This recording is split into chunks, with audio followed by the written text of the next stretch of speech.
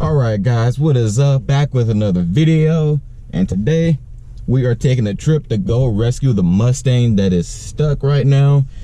Still don't know what's wrong with it, so when we get there we got to figure it out. Hopefully we can get it started, get it running, drive it home. If in worst case comes the worst case, then we gotta tow it back, because with all the coronavirus stuff going around, we haven't been able to do anything about it. So it's just been sitting in the same parking spot since I think either January or February. So it's been sitting there. So we gotta go save it, because I want my freaking car back. Okay, I want my goddamn Camaro, Mustang. Ooh, wrong car. I'm in the Camaro right now. I want the Mustang back, okay?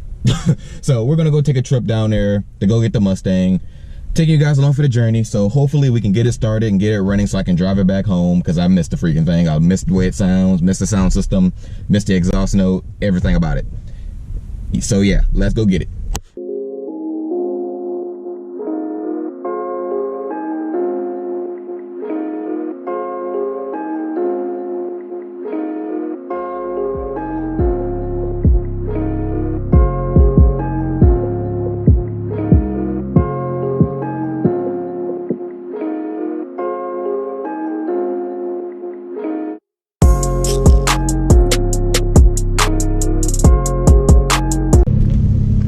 Alright guys, we're back. We're by the car. We're working on it right now, trying to diagnose and see what's wrong with it. It's still just clicking away. The battery was dead for a while, so we thought maybe it would reset itself. It didn't, so we're just working on it right now. Got the beautiful girlfriend over there working on the Mustang. Got a few people helping me out, because I'm not sure what's wrong with it. So more than one people is better to help solve an issue. So let's get it going. Alright guys, we got the car started. It's running now after the car had been started. Sabotage. He sabotaged the car, so I had to come all the way to Oklahoma. You know how far Oklahoma is from Texas? That's 3 hours. 3 hours of my time where I could have been doing something productive with my life. There ain't nothing what's wrong with this goddamn car. Now he got 2 cars. Age 20 years old, in college, running track. Now he got 2 cars. Cars. Oh, don't forget the motorcycle. That's probably gonna be get sold soon. Matter of fact, if you want to buy a motorcycle, we'll leave the link down in the description. It's a brand new motorcycle, 2008 R6. It's really good. Let's go. Well, Mom wants to say something? I found out some interesting information about Texas. Never mind. Oh my God.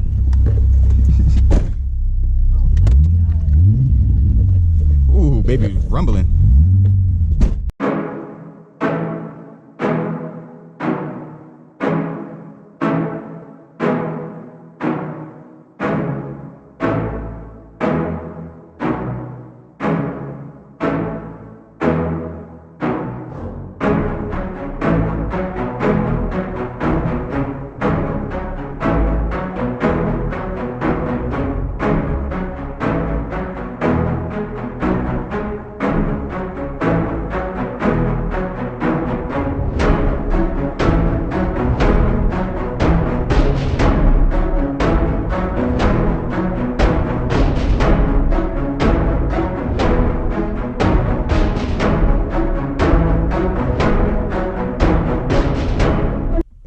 Start all my videos off in my car, but this is a continuation of the stuff I recorded yesterday. So we got the Mustang started running, and we drove it all the way back from my college. We got here, it was running perfectly fine, and then it stopped running again. So we're still trying to narrow down the problem. All we did yesterday was flip the battery post over and it started up.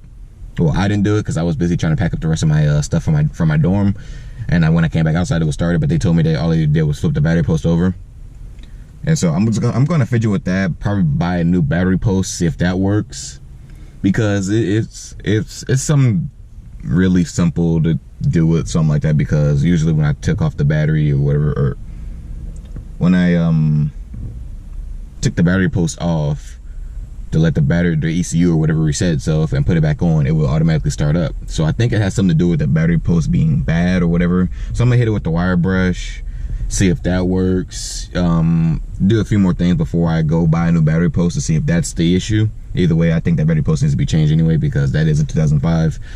But I just want to give you guys an update. We got home, it started up like 5 minutes after I went to the store. I had got the Camaro and went to the store and whatever. Came back and it's just clicking away again. So hopefully we can get this thing started up today.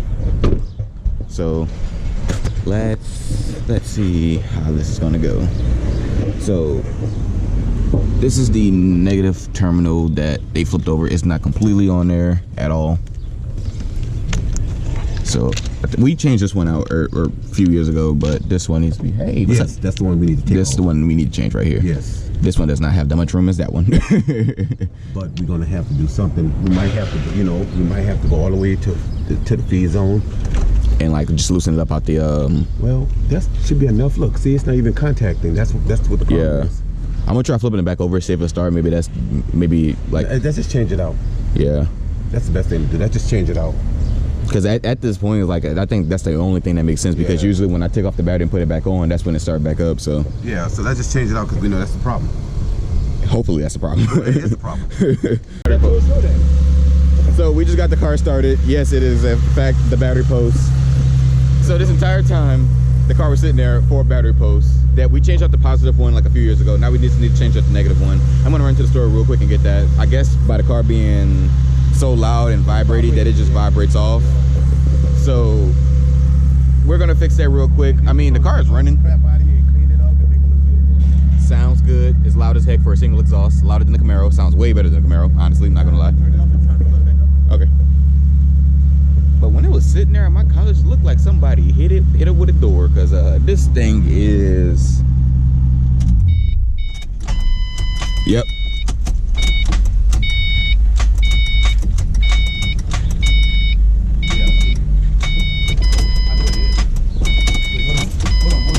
Yeah, it has to be a post because it wouldn't have started up if you just jiggled it the first time.